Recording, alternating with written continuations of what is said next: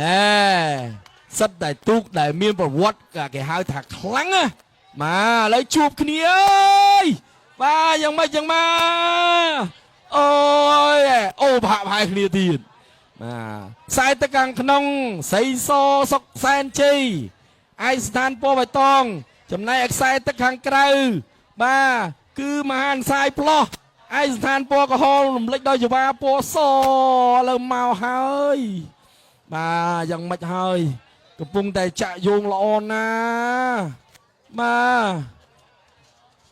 ទឥឡូវយ៉ាងម៉េចចាំមើលមកដល់មុខពលាជ័យមុខវេទិកាបាទកិត្តិយសរបស់យើងតើទុកណាឥឡូវឃើញថាសាយផ្លោះនាំមុខបន្តិចបន្តួចបាទសាយផ្លោះកំពុងនាំមុខបន្តិចបន្តួចបាទសាយអើយមិនអាយផ្លោះលឿនបាទស្រីសតាមហើយស្រីសបាទនិយាយឲ្យហើយ